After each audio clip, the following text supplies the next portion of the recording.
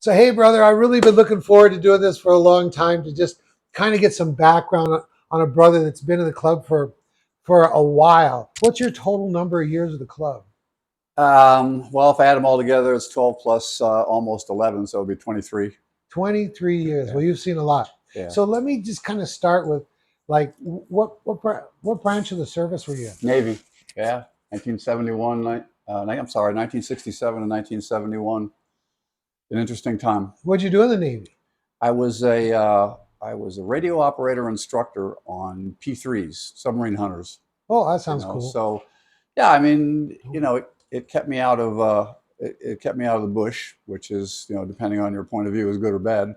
But it was challenging, and it taught me a lot of things. Probably the major thing that it taught me was how much I didn't know. You know, when you're an enlisted man and you're in a crew full of officers, right? You figure out what you don't know, and the next thing, the magic thing for me was I learned that I didn't know how to learn it. So What year did you get out of the Navy? 71. Then when did you get your first Harley? Oh my God. My first Harley, actual real big time Harley, was in, say, 1968, 67. So yeah, 1967, 68, I think it was. My father actually had a 66 bagger, shovelhead. Oh, did you ever ride that? Oh, hell yes. I bought it and had it shipped to California while I was still in the Navy, and then played with it some. A lot of interesting stories about that bike. I could bore you with those all night. Yeah. But then I started to customize it. Of course, I had no money. I tore the whole damn thing apart. Um, I moved into a house after I got out of the Navy, and with this friend of mine, and had a little extra room on my bedroom, and so I ended up bringing the bike in there. Believe it or not, getting it through the doors was a miracle. But in this whole back room, we took it apart, everything off of it down to the frame, and engine out, the whole 9 yards. And I didn't know a damn thing about what I was doing. I'm Did not. it did it still work when you put it back together? Well, it took a while, and with some help. But I got to a point, I started trying to put it back together. I bought a peanut tank, old Sportster peanut tank for it, and this is a 66 shovelhead frame, right? And I actually bondoed that sucker on there. Wow. And I spent days and weeks doing it and realized I didn't know what the hell I was doing, because it was going to get more complicated. So I found people along the way to help me do some of those things. Speaking of finding people, how was it you came into first contact, or did you hear about the club?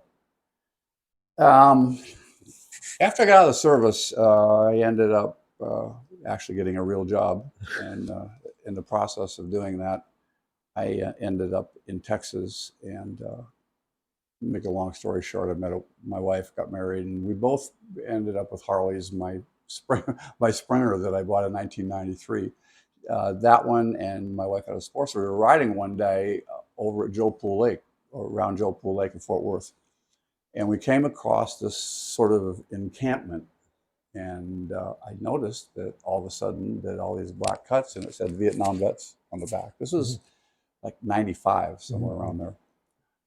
And I had found out a couple of years earlier that I was drawn to that kind of membership. Hog chapter sucked, and some of the groups I hung around with, it didn't work. It just caught my imagination. And so we parked our bikes. I got off and started wandering around, and I was looking for somebody to talk to. And I saw a guy sitting in this like little, I don't say it's a ditch, but there was a tree there, and it was like a little place to sit down in the grass. And it turned out to be Brother Groovy, which most of the people who in the club who see this will know who he is. The interesting thing about it is there was no center patch on his cut. So those of you who know what that means will understand. So we started talking, and I realized that this was something I could do. This is something I was qualified for. This was something that fit my needs and my passion, Mm-hmm. And so I ended up getting contacts, and over some months, I started calling them and became a hangaround. So let me ask you, what was that like being a hang around back then? What year is it? Like this is 95, Well, this 96? is like 95, yeah, Mm-hmm. mid 95 or earlier than that, maybe Mm-hmm. first part of 95. Well, it was interesting. I guess it depends on where you're at these days, but in those days, uh, being a hangaround was pretty much like being a prospect. Mm-hmm. Not quite, but almost. Mm-hmm. Whereas we're sometimes a little more uh, pleasant and conversive with hangarounds. In those days, they were, and my mother was a good guy, pigpen for anybody who goes back a long ways. Pretty much, even as a hangaround in those days, if you made the wrong move, you said the wrong thing, you're in deep shit. I mean, uh, when you first came into the club, was there a legacy vets? no, there wasn't even. I mean, in those days, it was just VNV. Nobody. It was too early in the life of the club for anybody to realize that shit, we're going to get old someday and this may end. Uh-huh. So nobody. I mean, it just the thought wasn't there. Yeah. We were one club and that was it. What did you personally think of that idea when you started here? Like we had the veteranos out here in Texas, and there was other kind of things like that going on in different parts of the country. And when with the idea in the club that, hey, we're going to have this thing called Legacy Vets. That was all thought about long before anybody put names to anything. Mm-hmm. And what happened was we began to realize, some people began to realize that we were going to get old, and if we didn't do something, pretty soon we were going to get down to numbers were so small that anybody could run over us and we'd be out of business. Right. I was in favor of bringing younger people in, people from other conflicts, and today they're legacy brothers. When it first started, as I said, and you mentioned, by that time everybody was getting serious about this, Mm-hmm. and so the decision was made on a level above mine that uh, it would all come under the legacy vet name because it was a better name. I was a big proponent of that. Many of my brothers that I knew were big proponents of that. On the other hand, there were a whole lot of them who had been around for a long, long time who were not. Why do you think, like, you had your reasons to come into the VNV, right? The Vietnam Vets Legacy Club. You had that attraction. Who do you think were a good fit for that would be like a younger man that's like well, first of all, legacy is is veterans who served after the end of the Vietnam War, right? Yes. And then so why who do you think is a good fit for us? I think the most important thing is that they're seeking and have at least the beginnings of an understanding of the brotherhood that they lost when they left the military. Mm-hmm, mm-hmm. Um, People have all sorts of theories about why we are what we are and how we are. And I believe that the foundation of what we are and our future is brotherhood. And frankly, the foundation of our past Mm-hmm. was the brotherhood. Um, and so those people that come here with a genuine understanding of that, I think will always make good brothers in the end. Again, go back to how we define brotherhood. It is a family, Mm-hmm. and we defend each other. We stand up for each other. We stand behind each other.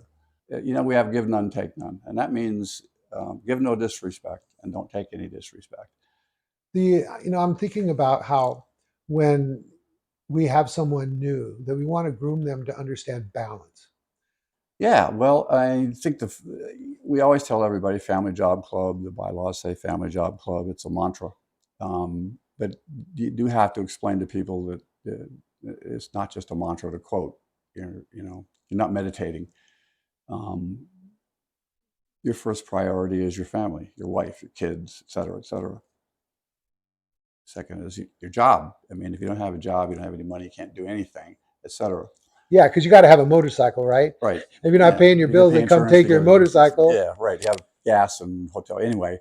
But so, yeah. But they are taken, as you use the word balance. Balance is the key to the whole thing. People, when they're at prospects, is one of the things they should be taught or given a counsel on anyway, is to learn how to balance their life, to not let those three things combat each other, but to put them in balance. I don't mean to sound like some Zen Buddhist here, but they really do need to take those three things and figure out how to balance them, because the club will overtake you. Mhm. And sometimes that's not a bad thing. It's a great place to belong, but it's not everything that's in your life. And there's also, so you've got that balance, right? But there's also a wall. And the wall is a motorcycle club by its nature is a secret society. Yes. People outside the club don't need to know what's going on, what club business is. Yeah. Can you talk about that? Yeah. Well, there's a reason that they call us Outlaw Motorcycle Club. Mhm. And it's not because, we're not like some old Western movie where you wear a bandana and hold up, rob trains and hold up banks. But we have our own set of mores and our own set of rules and laws in terms of how we behave relative to the rest of society and the rest of the culture that we live in. So our laws then are outside of the norm. Doesn't mean we break it doesn't mean we murder, rape, pillage, et cetera, rob banks. But the club has a set of rules about how you behave, a set of, as I said, mores. Give none, take none is a good example. I think a lot of veterans would understand the idea of saying, we've got our bylaws, we've got our rules, and there is a set of rules within the motorcycle club community that are kind of like when you go in the military, you got the UCMJ, right? And when you're in the military, the UCMJ, Uniform Code of Military Justice, supersedes civilian law. Okay. And so we have our laws and you expect to hold to them. And quite often it's a higher standard because whether we're wearing our cut, wearing our patch or not, what we do and what we say, how we behave reflects on the club as a whole. Yeah, I mean, everything you do when you've been around a long time, like I have, and you are too, people recognize you whether you have your cut on or not. So how you behave reflects on what the club is and how people respond to you. Yeah. And so you always have to keep that in mind. Now, we don't have a UCMJ, we have bylaws.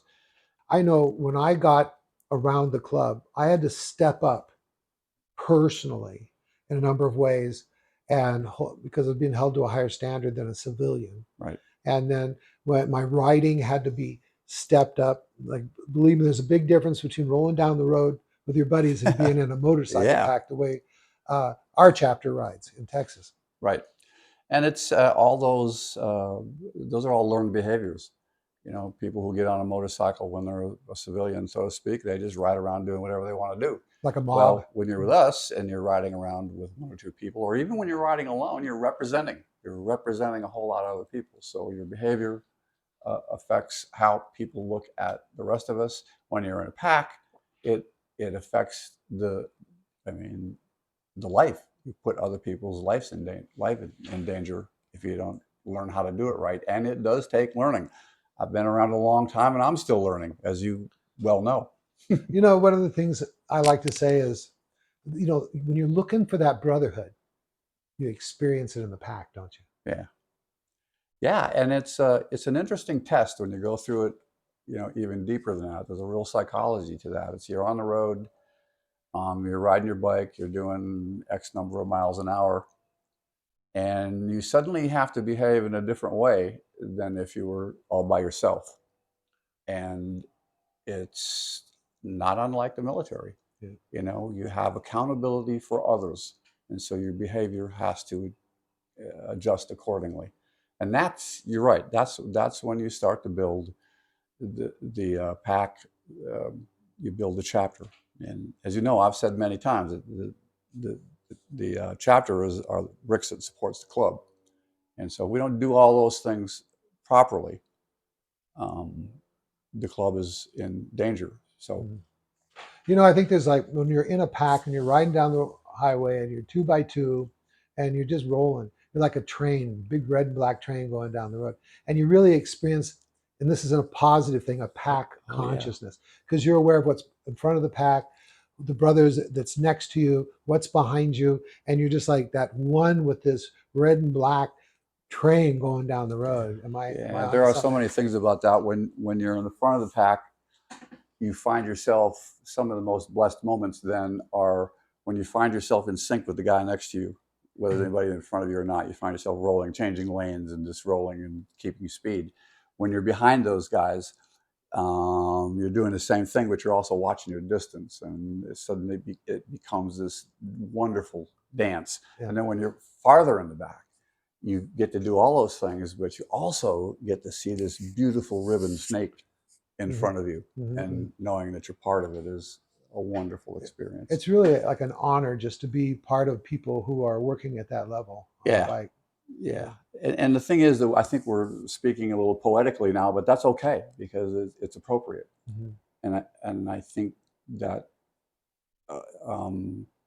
once you find yourself getting there, you should tell yourself that you should smile at yourself, because I just changed from somebody who wants to go out and burn the rubber off my tires and to something above, something different. Right. Okay, now I'm just going to let you just talk whatever you want to talk about. How do you want to wrap this up? What kind of message do you want to send out into the world about who we are? Well, that's a hard one.